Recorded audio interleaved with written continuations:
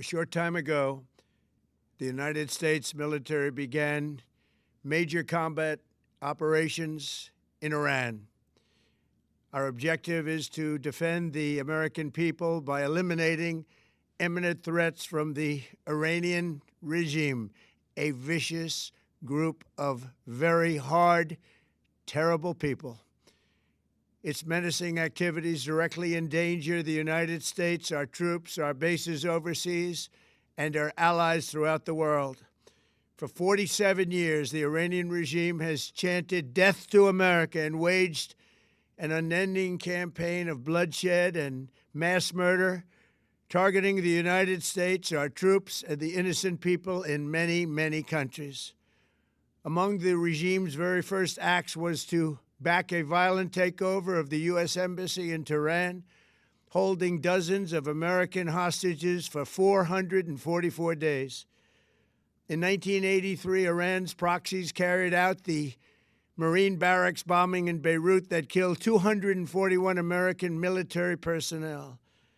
In 2000, they knew and were probably involved with the attack on the USS Cole. Many died.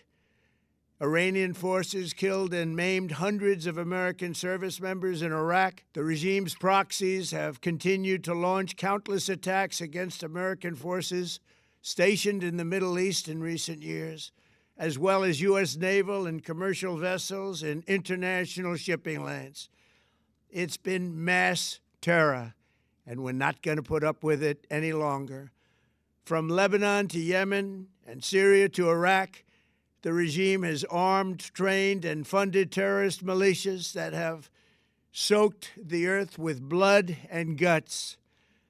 And it was Iran's proxy, Hamas, that launched the monstrous October 7th attacks on Israel, slaughtering more than 1,000 innocent people, including 46 Americans, while taking 12 of our citizens hostage. It was brutal, something like the world has never seen before.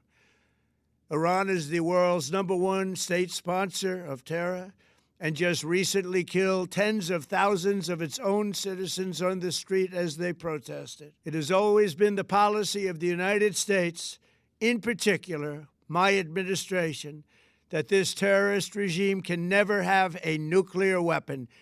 I'll say it again, they can never have a nuclear weapon. That is why in Operation Midnight Hammer last June, we obliterated the regime's nuclear program at Fordow, Natanz, and Isfahan. After that attack, we warned them never to resume their malicious pursuit of nuclear weapons, and we sought repeatedly to make a deal. We tried. They wanted to do it. They didn't want to do it. Again, they wanted to do it. They didn't want to do it. They didn't know what was happening. They just wanted to practice evil. But Iran refused, just as it has for decades and decades. They've rejected every opportunity to renounce their nuclear ambitions, and we can't take it anymore. Instead, they attempted to rebuild their nuclear program and to continue developing long-range missiles that can now threaten our very good friends and allies in Europe, our troops stationed overseas, and could soon reach the American homeland.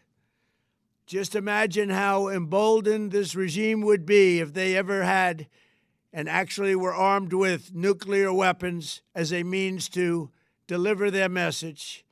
For these reasons, the United States military is undertaking a massive and ongoing operation to prevent this very wicked, radical dictatorship from threatening America and our core national security interests. We are going to destroy their missiles and raze their missile industry to the ground. It will be totally, again, obliterated.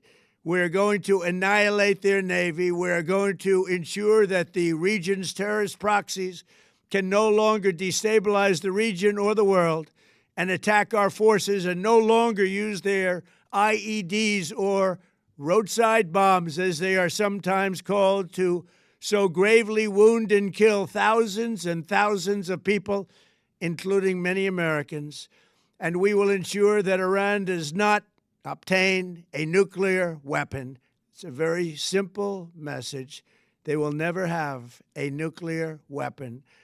This regime will soon learn that no one should challenge the strength and might of the United States Armed Forces. I built and rebuilt our military in my first administration, and there is no military on earth even close to its power, strength, or sophistication. My administration has taken every possible step to minimize the risk to U.S. personnel in the region. Even so, and I do not make this statement lightly, the Iranian regime seeks to kill. The lives of courageous American heroes may be lost, and we may have casualties. That often happens in war. But we're doing this not for now. We're doing this for the future, and it is a noble mission. We pray for every service member as they selflessly risk their lives to ensure that Americans and our children will never be threatened by a nuclear-armed Iran. We ask God to protect all of our heroes in harm's way, and we trust that, with His help, the men and women of the armed forces will prevail. We have the greatest in the world, and they will prevail. To the members of the Islamic Revolutionary Guard, the armed forces, and all of the police, I say tonight that you must lay down your weapons and have complete immunity, or, in the alternative, face certain death. So, lay down your arms. You will be treated fairly with total immunity, or you will face certain death. Finally, to the great, proud people of Iran, I say tonight that the hour of your freedom is at hand. Stay sheltered. Don't leave your home. It's very dangerous outside. Bombs will be dropping everywhere. When we are finished, take over your government. It will be yours to take. This will be probably your only chance for generations.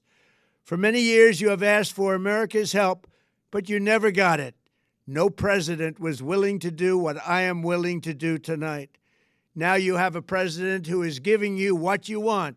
So let's see how you respond. America is backing you with overwhelming strength and devastating force. Now is the time to seize control of your destiny and to unleash the prosperous and glorious future that is close within your reach. This is the moment for action. Do not let it pass. May God bless the brave men and women of America's armed forces.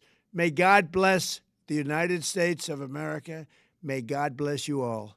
Thank you.